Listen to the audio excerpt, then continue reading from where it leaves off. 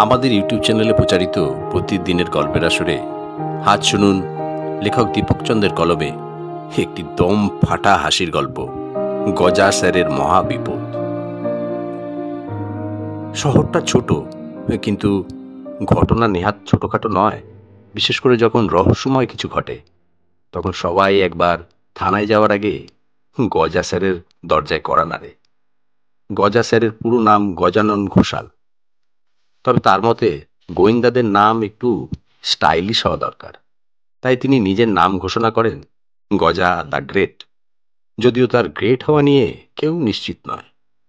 তবে গজা স্যারের একটা ব্যাপার আছে, তিনি কেস পাওয়ার আগেই কেস সমাধান করতে চান। একদিন সকালে শহরের ধনী ব্যবসায়ী বিনোদ ঘোষালের বাড়ি থেকে এক দৌড়ে তার গৃহপরিচালক কদম সিং গজা স্যারের অফিসে এলো। স্যার, বিপদ বিপদ, দারুণ রহস্য। গজা স্যার পাইপের ধোঁয়া ছেড়ে বললেন, বলো, রহস্য মানেই আমি। কদম কাঁপতে কাঁপতে বলল, বিনোদ বাবুর সোনার বাঘের মূর্তি চুরি হয়ে গেছে। গজা স্যার সঙ্গে সঙ্গে বললেন, ডেঞ্জারাস কেস, কিন্তু কোনো চিন্তা নেই, এই কেস আমি 3 ঘন্টার মধ্যে সমাধান করব। এই বলে তিনি লাফ দিয়ে উঠে দাঁড়ালেন, কিন্তু দাঁড়িয়ে থাকতে পারলেন না। পা পিছলে চেয়ার থেকে পড়ে গেলেন। গৃহপরিচালক কদম বলল, স্যার, আপনি ঠিক আছেন তো? গজা স্যার সঙ্গে সঙ্গে বললেন, এটা আমার স্টাইল, আমি রহস্যের গভীরে যেতে চাইছিলাম। গজা স্যার সোজা গিয়ে হাজির হলেন বিনোদবাবুর বাড়িতে। বাড়ি ভর্তি লোক, সবাই গুজগুজ ফিসফিস করছে। গজা স্যার ঢুকেই ঘোষণা করলেন, সবাই চুপ, রহস্যের সমাধান না হওয়া পর্যন্ত কেউ নড়াচড়া করবে না। লোকজন তাকিয়ে থাকলো, কেউ নড়ল না। এমনকি গৃহপরিচালক কদমও এত ভয় পেয়ে গেল যে হাতের ট্রেটা ধরে দাঁড়িয়ে থাকল। গজা স্যার গম্ভীর মুখে বললেন, আমি প্রথমেই ঘটনাস্থল পরিদর্শন করব।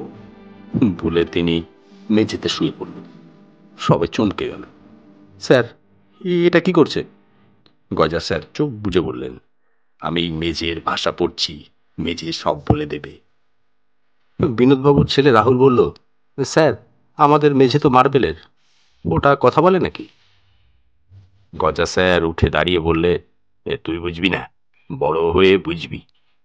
প্রথম সন্দেহ গেল কদম সিং এর উপর, কারণ সে সকাল থেকে ভয় পেয়ে কাঁপছে। কদম, তোর হাঁটা খুব সন্দেহজনক, তুই চুরি করেছিস। কদম আতকে উঠে বলল, স্যার, হ্যাঁ, আমি হাঁটিই তো সবসময় এমন।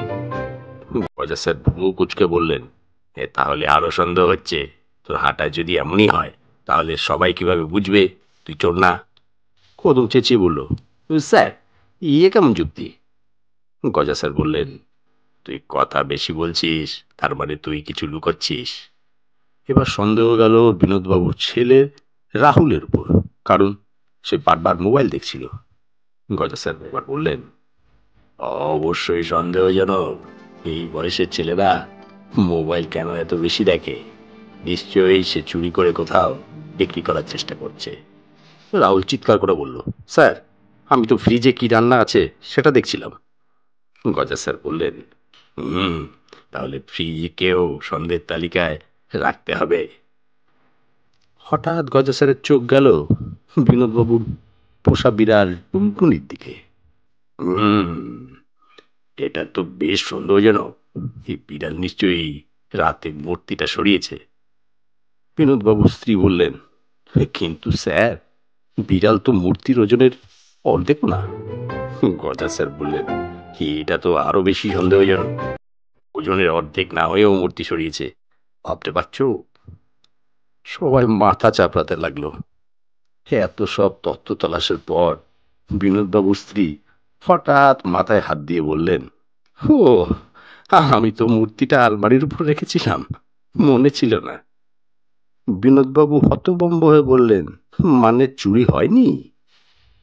গজা স্যার গম্ভীর মুখে বললেন, হ্যাঁ, আমি বলেছিলাম না, এই রহস্য আমি সমাধান করবই। চোর এত ভয় পেয়ে গেছে যে মূর্তিটা নিজেই ফেরত রেখে দিয়েছে। সবাই হা করে তাকিয়ে আছে। গৃহপরিচারক কদম বলল, কিন্তু স্যার, চোর তো আসেইনি। গজা স্যার গম্ভীর ভাব করে বললে, আসল গোয়েন্দারা শুধু রহস্যই সমাধান করে না, রহস্য বানাতেও জানে। লোকজন বোঝার আগেই গজা স্যার নাটকীয় ভাবে তার পাইপ টানতে টানতে বেরিয়ে গেলেন। শহরের মানুষ বুঝল গজা স্যারের গোয়েন্দাগিরি মানে একটাই, রহস্য থাক বা না থাক, দম ফাটা হাসি হবেই। গল্পটা শুনে ভালো লাগলে নির্দ্বিধায় লাইক, কমেন্ট এবং শেয়ার করুন। একটা লাইক তো আশা করতেই পারি। শুনতে থাকুন, ভালোবাসতে থাকুন। নিয়মিত নতুন নতুন গল্প শুনতে আমাদের YouTube channel one day suspense আজই সাবস্ক্রাইব করুন।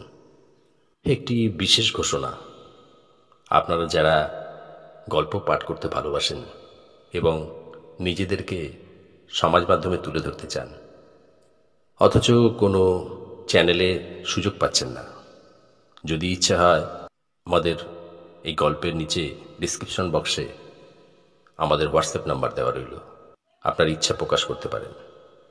ধন্যবাদ।